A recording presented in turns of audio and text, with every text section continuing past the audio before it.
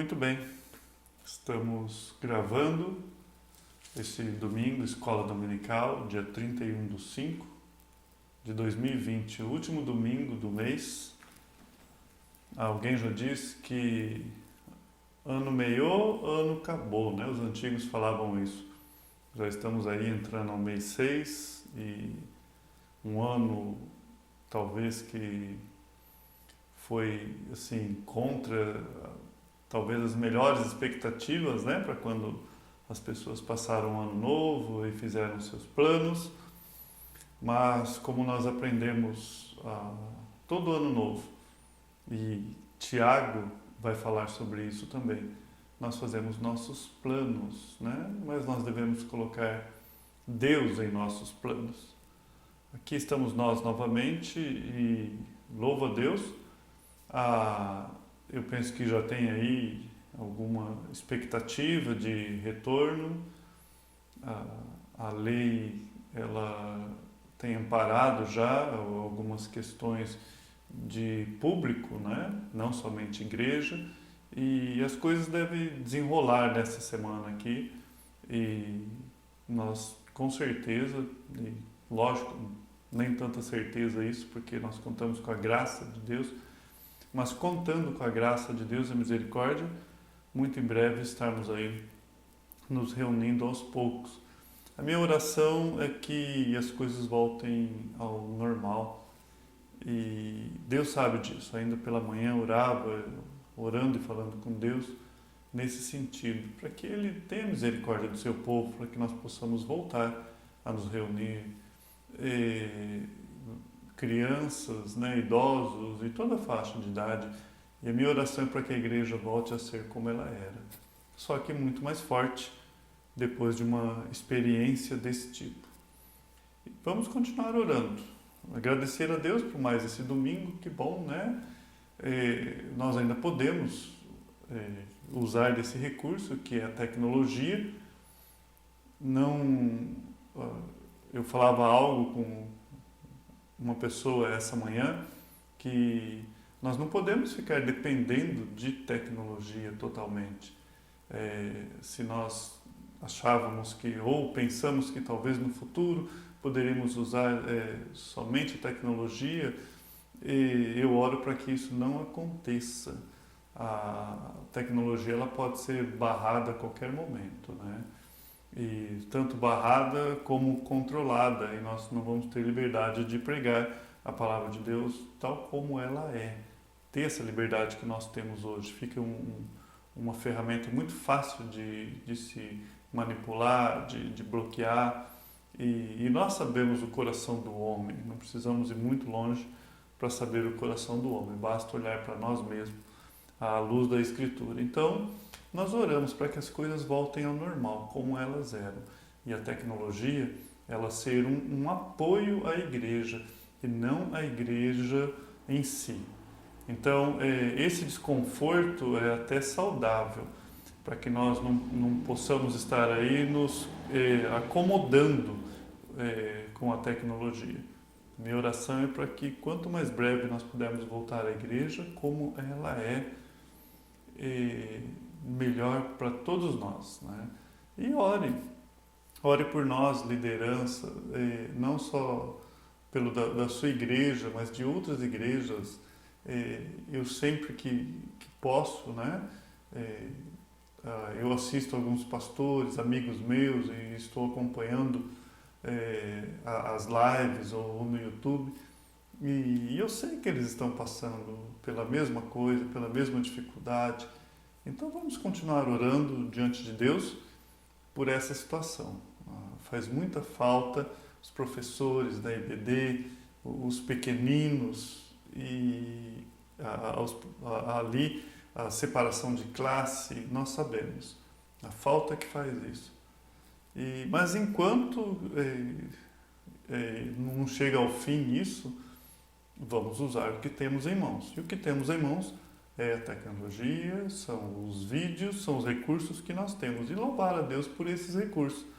E recurso que me permite levar a palavra de Deus, que é riquíssima, aos meus irmãos, ou a todos aqueles que ouvem A palavra de Deus é ela quem é viva, ela é eficaz, é ela quem edifica, ela quem transforma e ela quem salva.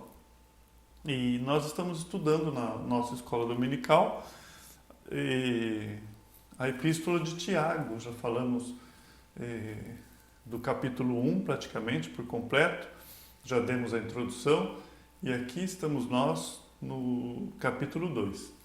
E vamos estar orando essa manhã. Eu quero estar trazendo a meditação, trazendo aquilo que eu fiz, né, as minhas anotações, e tá aí compartilhando com os meus irmãos aquilo que Deus tem falado comigo. Espero que seja bênção para você também.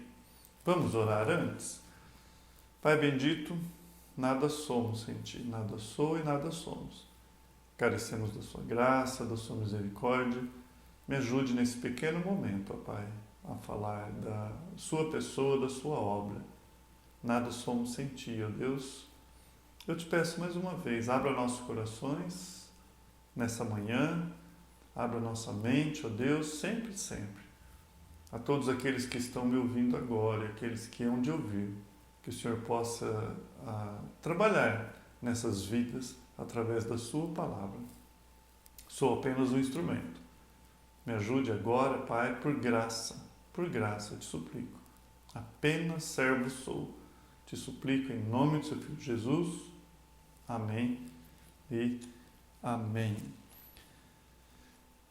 Tiago, capítulo 2. Meus irmãos, não tenhais a fé em nosso Senhor Jesus Cristo, Senhor da glória, em acepção de pessoas. Vamos ler até o 4. Se, portanto, entrar na vossa sinagoga algum homem com anéis de ouro no dedo, em trajos de luxo, e entrar também algum pobre andrajoso, e tratardes com deferência o que tem os trajos de luxo, e lhe disserdes: Tu, assenta-te aqui em lugar de honra. E disserdes ao pobre: Tu, fica ali em pé, ou se assenta aqui embaixo do estrado dos meus pés. Não fizestes distinção entre vós mesmos? E não tornastes juízes tomando de perversos pensamentos? Tiago aqui vai tratar de um comportamento que estava invadindo a igreja, o início da igreja, e que permanece até o dia de hoje. Talvez o termo nem que estava invadindo, mas que é algo natural, como a carta de Tiago. O Tiago é uma carta bem prática. Ela vai falar daquilo que nós falhamos, aquilo que o pecado faz nas nossas vidas. E eu li do 1 ao 4, quando ele termina aqui, ou quando nós lemos o verso 4, ele fala assim, ele faz uma pergunta: vocês não estão fazendo distinção entre vós mesmos e não vos tornastes juízes tomados de perversos pensamentos? Tiago, ele fala sobre a verdadeira fé, a fé que impacta, a fé que faz diferença, a fé que é prática. Ele fala isso, e ele vai falar: olha, a fé verdadeira, ela deve trazer um relacionamento imparcial. É isso que ele está dizendo. E o verso 4, ele está condenando a forma que nós julgamos as pessoas. Nós nos colocamos como juízes e os nossos pensamentos são perversos. O que está acontecendo aqui? Será que a questão seria a pessoa entrando com anéis no dedo e o pobre em si? Ou ele está usando isso como exemplo daquilo que nós podemos fazer? E é exatamente isso que Tiago está dizendo, né? Ele cita um exemplo prático que estava acontecendo ali na época, mas o que ele quer dizer, e ele vai dizer para nós, é que nós tomamos decisões baseadas aonde? Na aparência dos homens. Decisões baseadas na aparência dos homens. E aqui nós temos no verso 2, anel de ouro, ou anéis, que está ali no plural, e roupas velhas e sujas, andrajoso, ou se você tiver com a NVI aí, você vai ver que ela usa esse termo. E o que está em pauta é isso. Nós tratamos as pessoas diferenciadamente, de acordo com o exterior, com o externo. E nós tratamos essas pessoas baseado na aparência. Tomada de decisões baseado na aparência. É isso que ele vai condenar. Mas por quê? Isso não é natural? Sim. Todos nós fazemos isso. Você se assusta. Se aparece alguém na sua frente com um capuz, hoje já estamos acostumando com as máscaras, não é? Mas de repente você chega na sua casa e você vê alguém encapuzado, lógico que você vai, a sua decisão e aquilo que você vai fazer mediante o que está diante dos vossos olhos é uma reflexão daquilo que você está vendo.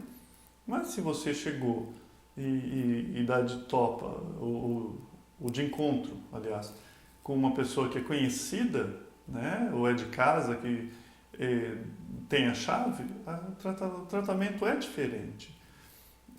Então, nós temos sim reações, nós não podemos jogar isso fora.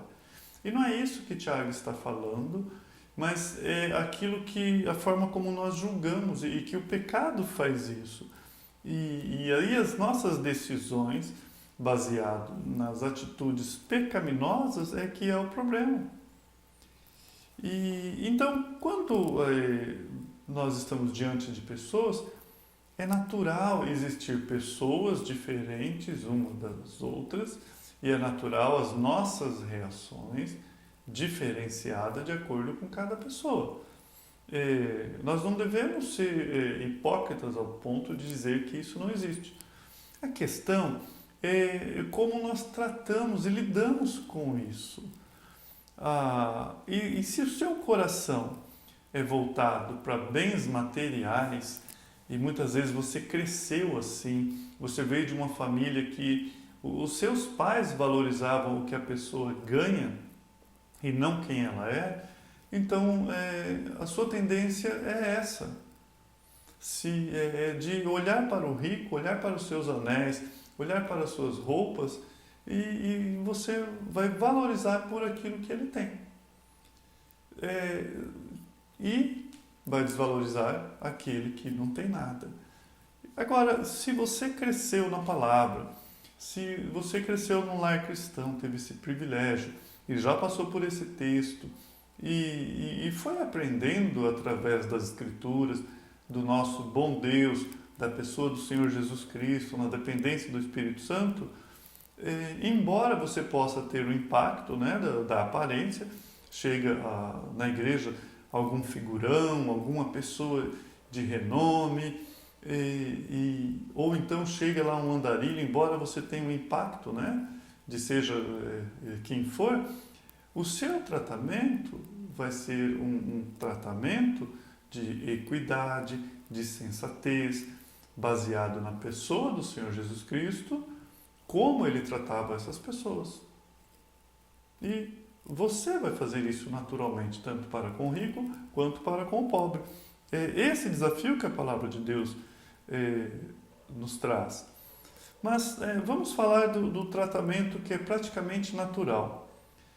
Nós podemos tratar as pessoas melhores por causa de interesse. Então eu anotei aqui, né? A minha ligação com essa pessoa pode, 3 pontinhos, você completa. O nosso interesse com aquela pessoa, então, uma pessoa que ela é de renome. Então você pensa assim, poxa vida, eu vou tratar essa pessoa diferente. Você não pensa isso, você faz isso naturalmente, porque você quer tirar uma foto com aquela pessoa, não é? É uma celebridade que está ali. Então você trata ela com todo cuidado, porque quem sabe eu consigo tirar uma selfie mostrar para os meus amigos que eu tive com essa pessoa. Vamos preencher os 3 pontinhos. Um empresário riquíssimo e dono de empresas. Então, espera aí, internamente você já pensa em emprego. Talvez nem somente para você, mas para alguém que você tanto ama, que está precisando, que falou essa semana. Você fala, poxa vida, eu tenho uma oportunidade aqui com esse empresário, quem sabe no final do culto eu consiga ir falar com ele do meu amigo. Às vezes é até nobre, né? Isso. Está preenchendo os 3 pontinhos. Não, essa pessoa tem muito dinheiro. Eu fiquei sabendo que às vezes ela dá até algumas gorjetas, né, boa. E eu tenho uma empresa lá que faz trabalho, prestação de serviço, eu posso dar meu cartão para ele e ele vai lá e ele pode até me dar uma gorjeta boa. Implicitamente, nós não sabemos, mas isso ocorre, entende? Essa pessoa, ela é lá de dentro do governo, essa pessoa... Então nós nos aproximamos com um interesse, vai um tratamento. Resumindo, é o jogo de poder. É o jogo de poder. Então, o preenchimento sincero nosso, minha ligação com essa pessoa pode fazer o quê? Entende? Talvez isso mostre por que eu trato ela com uma certa diferenciação, se nós formos extremamente sinceros, não é? Por outro lado, o pobre, não é? Que o Tiago ele vai ilustrar aqui, que a NVI fala das suas vestes, né? E usadas e muitas vezes sujas. Internamente, talvez você possa pensar assim, o que essa pessoa pode me oferecer? Aliás, não liga nada dentro de você, porque não liga nenhum interesse. E às vezes, pelo contrário, você se preocupa com o que ela vai me pedir. Não é isso? E é isso que Tiago quer tratar. É exatamente isso que ele quer dizer que está acontecendo naquele momento e que pode acontecer conosco. E no nosso crescimento na fé cristã, Deus nos dá poder para tratar esse tipo de comportamento. Nós temos, né? Eu notei aqui, comecei a pensar nesse assunto, e todos nós temos uma história, não é? Todos nós temos uma história de alguém, e eu vou citar uns exemplos para nós entendermos como esse jogo de poder é tão natural no nosso meio e às vezes passa desapercebido. Diz que na cidadezinha próxima aqui foi um senhor e ele estava com a roupa toda suja e entrou para ver um carrão lá na concessionária e a pessoa nem quis falar o preço. Ele falou, quanto custa esse carro? E o vendedor falou, olha, o preço é maior do que o senhor pode imaginar ou comprar. E esse homem sai dali e vai na concessionária do lado e compra 2 carros zero porque ele era um fazendeiro.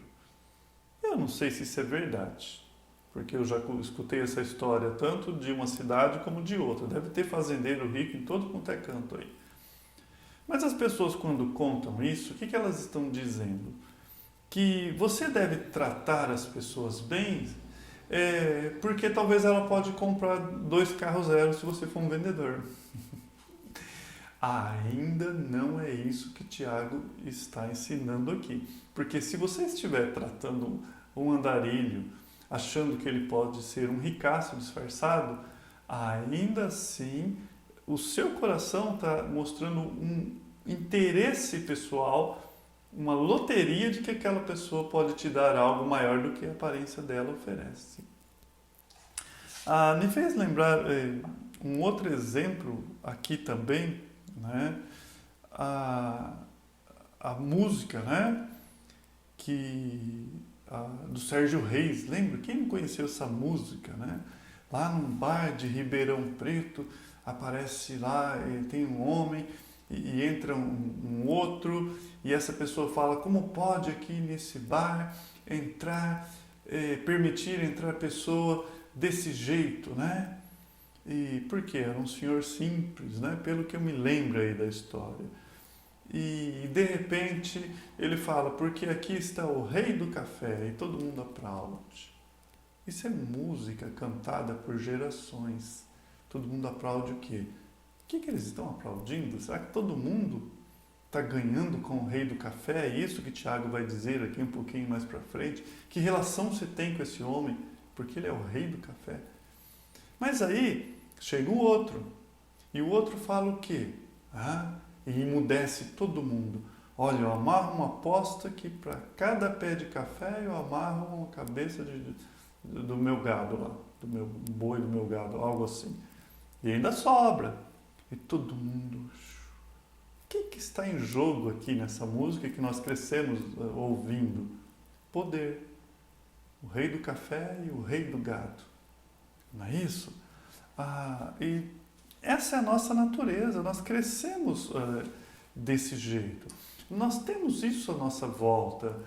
E, certa vez eu estava num hospital e eu percebia que aquele porteiro tratava as pessoas de uma forma assim que não deveria, né? Talvez ele precisava haver um treinamento para ele ter um controle, mas eu percebi que quando entrou uma pessoa diferenciada, ele tratou melhor. Aquilo me entristeceu. À nossa volta, nós temos isso.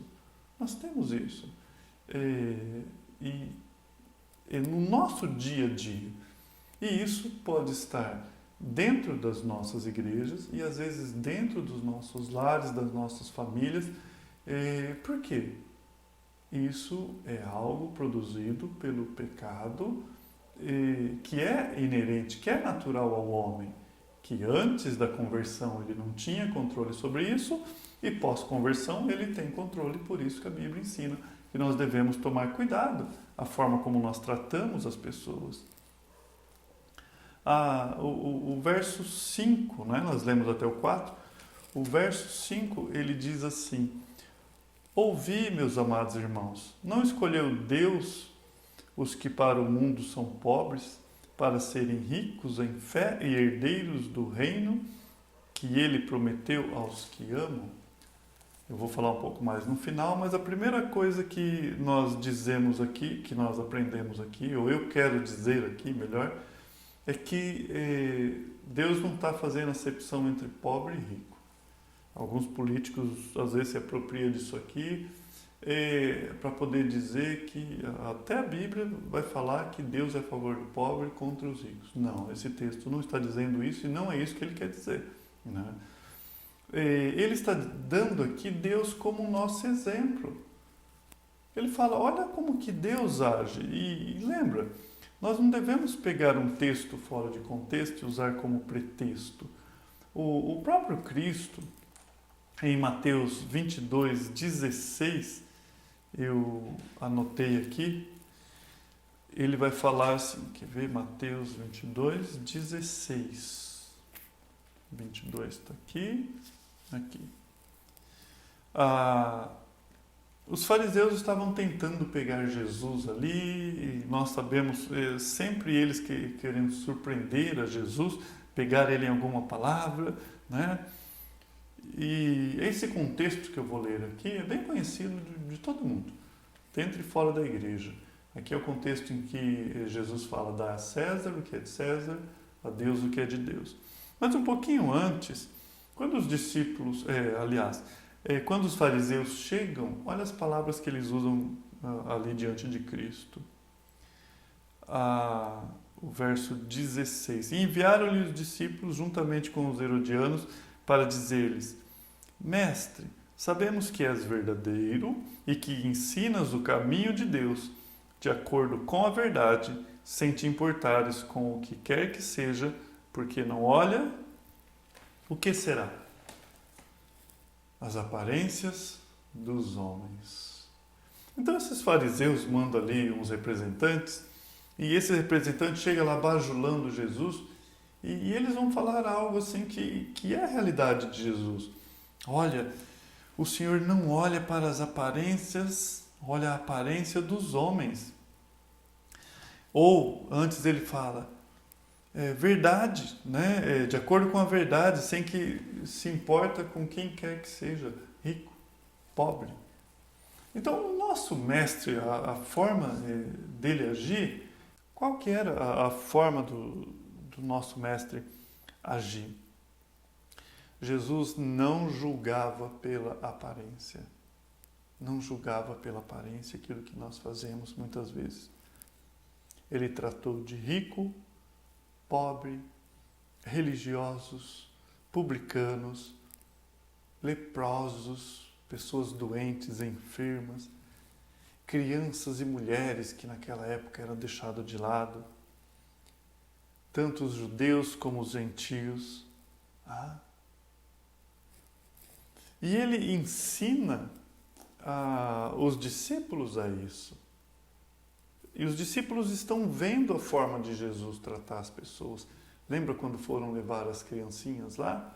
Os discípulos tentaram impedir e Jesus falou, não, deixe, não seja empecilho. Eles estavam aprendendo com a forma de Jesus. Quando ele interage com aquela mulher no poço, lá em Samaria, o que eles estavam vendo? Quando ele, aquela mulher adúltera, que eles queriam apedrejar, os discípulos foram aprendendo.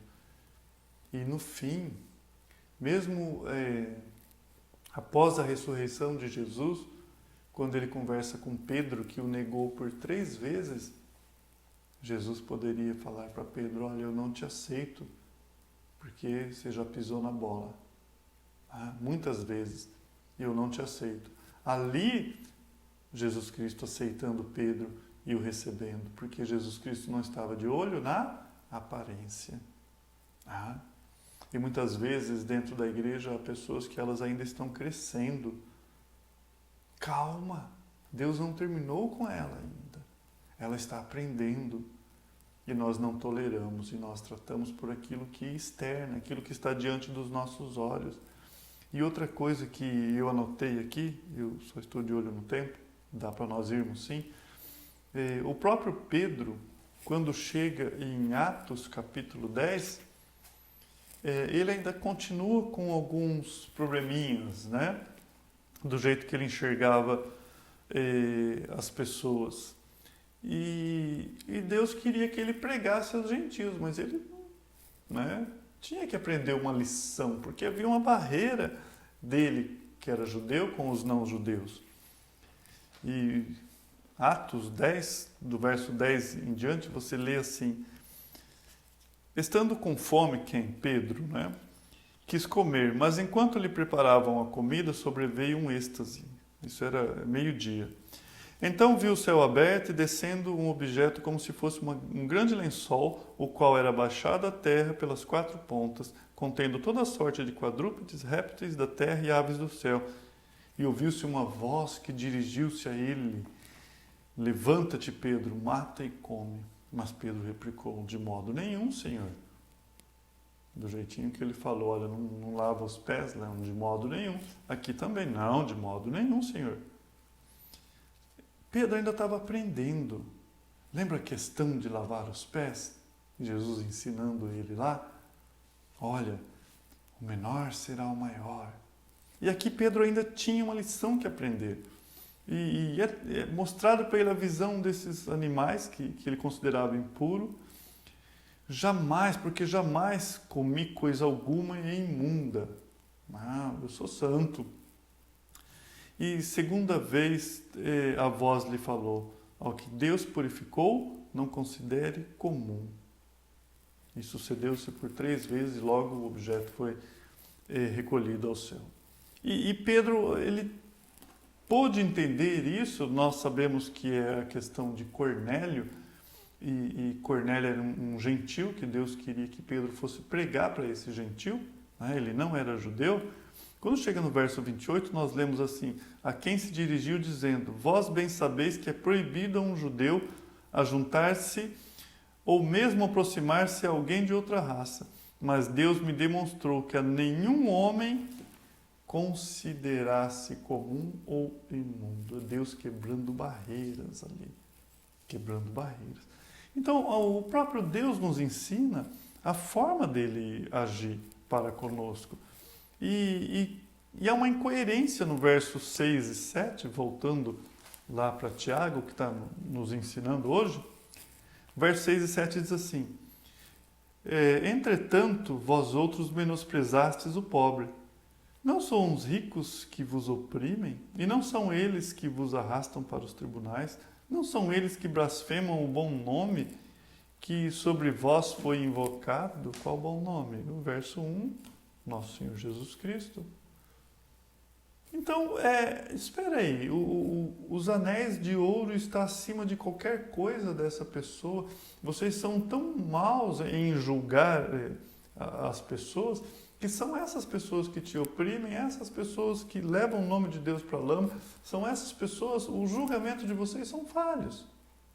É isso que ele está dizendo. Agora, porque ele tem dinheiro, e eu já vi isso acontecer, não é? De pessoa que ajuda a outra e de repente aquela pessoa está passando por uma necessidade e essa pessoa vai e ela é ajudada por alguém e esse alguém normalmente ajuda porque tem interesse, não é porque ela é boa, porque ela quer ter aquela pessoa sob controle.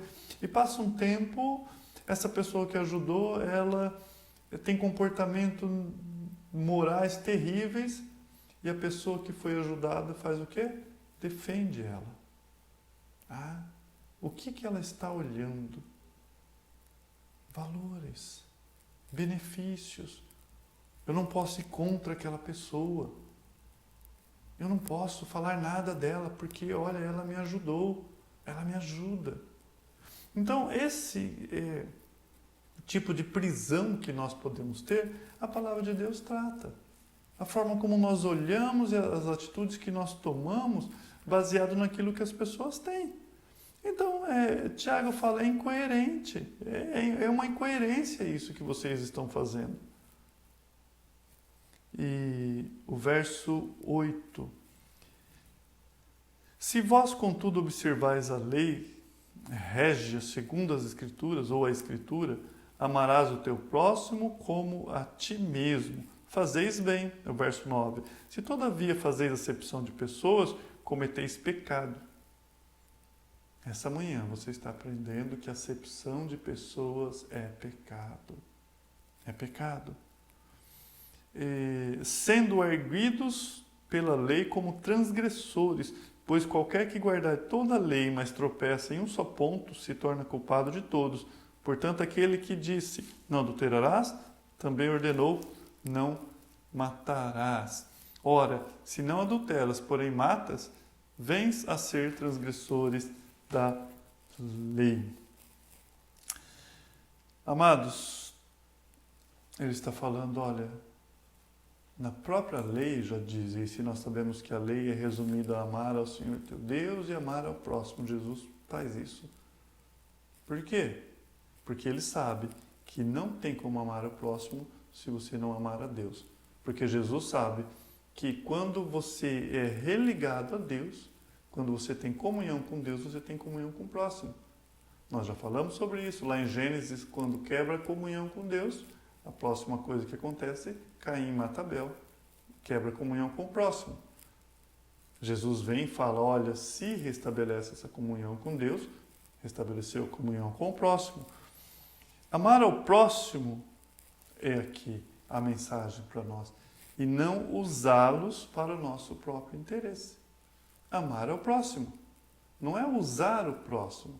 E fazer acepção de pessoas pode estar muito bem voltado a isso.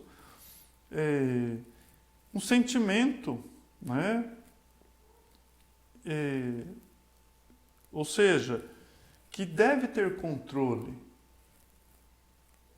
Outra coisa, nós buscamos o nosso próprio conforto. Nós olhamos para aquela pessoa e por trás disso tem coisas maiores, porque você não quer ter paciência com a pessoa. Eu costumo dizer que a comunhão faz parte do culto. E às vezes terminava o culto lá e nós ficávamos até tarde, não é isso? Conversando. E às vezes alguma pessoa, ela passou a semana inteira e ela não espera o fim de semana para ter alguém para conversar, mas às vezes você está lá de olho no relógio, pensando em quem? sutilmente. Tá? Se aquela pessoa for algo que é do seu interesse, talvez você ficaria um pouco mais, mas ela não tem nada para me dar. Dentro dos nossos lares, dentro da nossa família, igualzinho. Por que nós não temos paciência com muitas pessoas? Porque o que ela tem para me dar? Problema. Agora, vamos prestar atenção no verdadeiro amor. Quando nós temos os nossos filhos, e quando você está diante de um filho e dando o exemplo de um pai para o filho, e usando o amor verdadeiro, não contaminado pelo pecado, mas o que é um amor do pai para um filho, uma mãe para com um filho? Como que é isso? A roupinha do bebê não tem bolso e não tem dinheiro para dar nada. Tudo que ela dá é trabalho, e muito trabalho. Mas os pais o amam a si mesmo. Entende? O amam a si mesmo. Esse é o verdadeiro amor. Então, Tiago, ele faz um relacionamento aqui com a lei. Ele fala, mas espera, se vocês estão fazendo acepção de pessoas, então...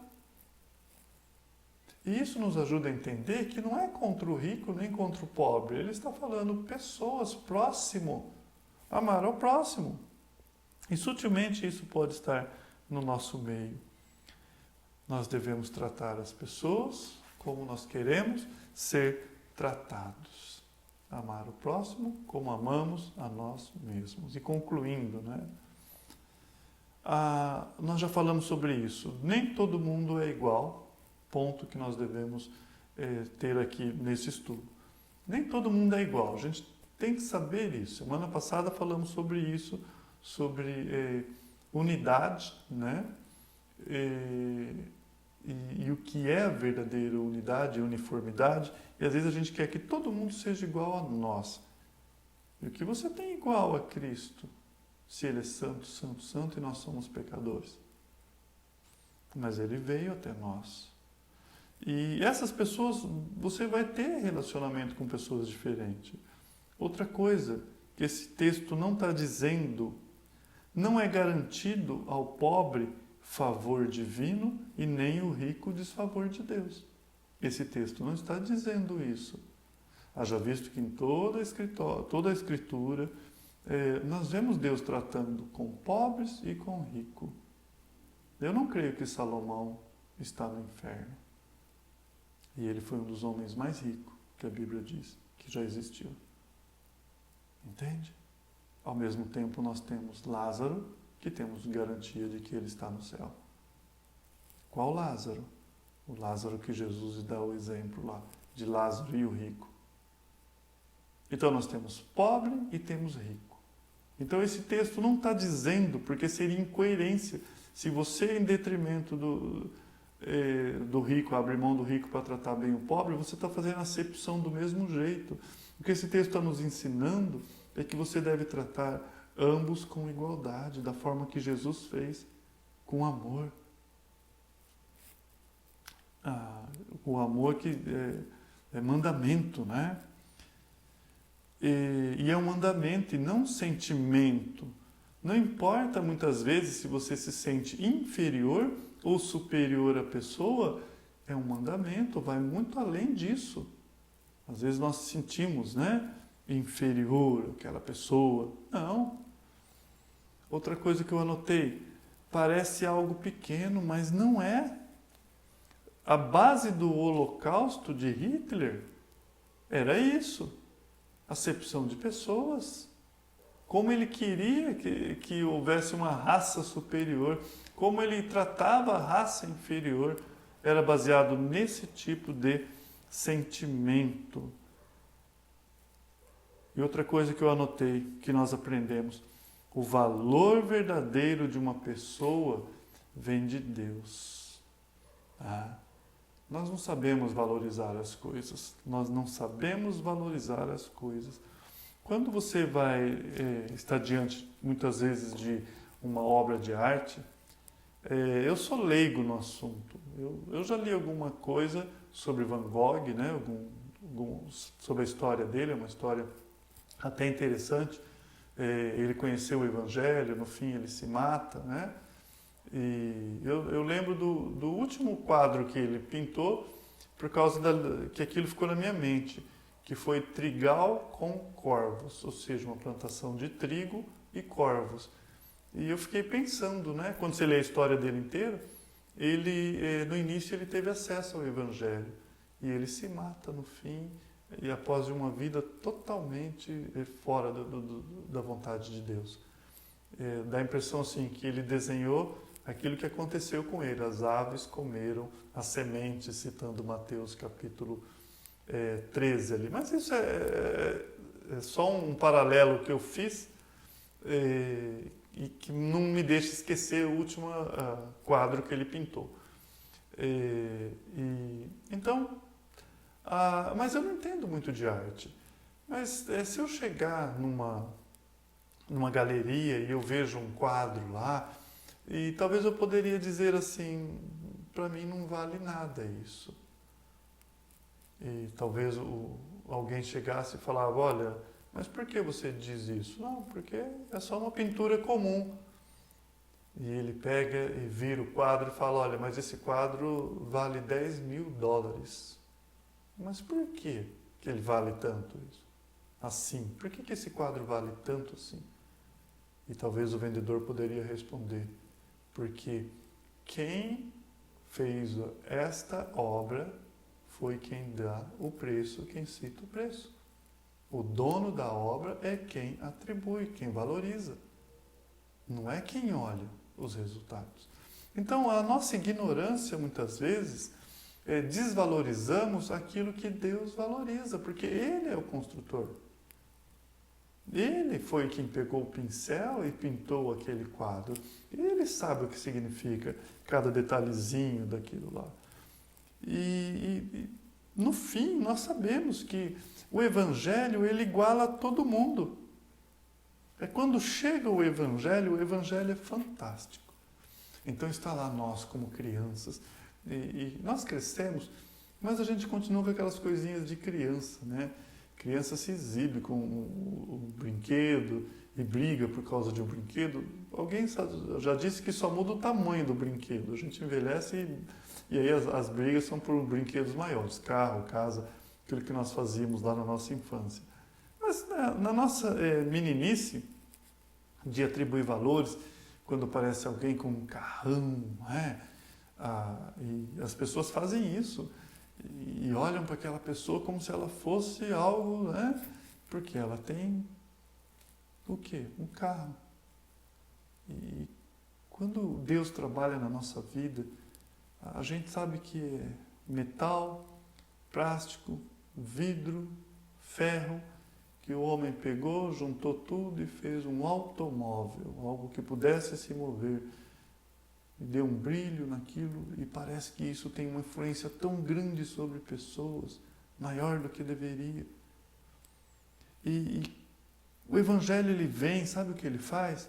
Ele trata todo mundo em pé de igualdade. O Evangelho vem e fala, vocês não são nada. Ou para mim, vou trazer para mim, Dorian, você não é nada. Uma coisa é o diabo falar, você não é nada. Outra coisa é Deus falar. Porque o diabo, ele pode falar, olha, você não é nada. E não ter nada para te dar também, nem te acrescentar. Mas o Evangelho, ele vem e fala, você não é nada. Então nos coloca no nosso nível, no nosso lugar. Mas o Evangelho, ele não para por aí. Ele fala, mas Deus é o seu tudo. Entende? E é tão incrível isso que ele te rebaixa ao nível mais baixo que pode alguém te rebaixar. E você se sente miserável. Porque agora você está diante de Deus. E isso que é o interessante das coisas.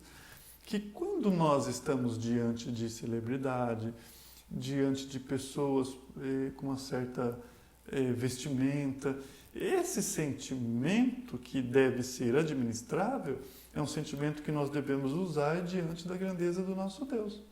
Então nós podemos usar esse sentimento da forma correta. Entende isso? Esse sentimento nosso de idolatria, nós podemos usar idolatrando ao nosso Deus, adorando ao nosso Deus, apontando tudo isso para o nosso Deus. Então é uma questão de que a Bíblia vem e trata e nos dá essa sensatez. O Evangelho vem e te rebaixa, você não é nada. E ao mesmo tempo o Evangelho te exalta. Aquele que se humilha será exaltado. Por que o Evangelho te exalta?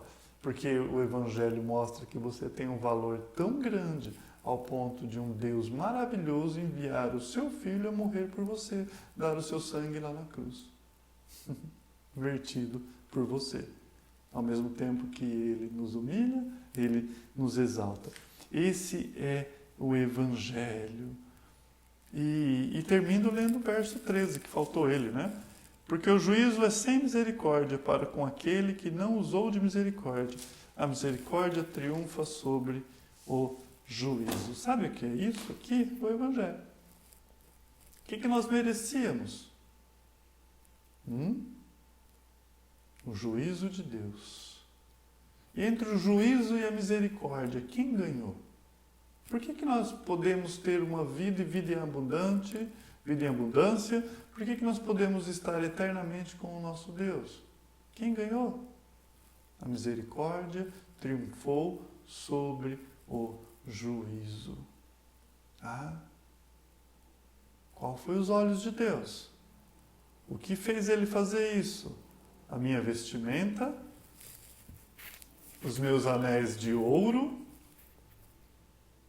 as minhas vestes pobres, sujas. Não. Deus não faz acepção de pessoas, como nós vimos Pedro falando. E ele veio. E ele veio. E ele morreu por nós. E a todos aqueles que creem, pobres, ricos, escravos, livres, a todos, o Evangelho é para todos, sem acepção. A misericórdia triunfa sobre o juízo, o maior de todos os exemplos. Vamos orar? Pai, obrigado por mais essa palavra. Nos ajude, ó Pai. Às vezes não, verdadeiramente isso é sutil nas nossas vidas. Que nós possamos lembrar desse alerta e olhar o mundo à nossa volta, Pai, como um campo a ser colhido e sermos instrumentos. Os campos estão brancos e são poucos os ceifeiros. Usa-nos, ó Pai. Quebra barreiras que nós temos, que nós mesmos construímos para o nosso conforto. Ó Deus, nos ajude a termos os seus olhos, por graça, papai, a cada um que está ouvindo essa manhã. Ó Deus, a começar de mim, eu te peço em nome do seu Filho Jesus. Amém e amém. Louvado seja Deus por mais essa porção, por mais esse domingo. Estamos assim terminados até daqui a pouco, né? Às 19 horas eu vou estar finalizando aí o livro de Gênesis e a última parte da história de José e de Judá e de Jacó também. Amém? Louvado seja Deus. Um ótimo dia para os irmãos no Senhor.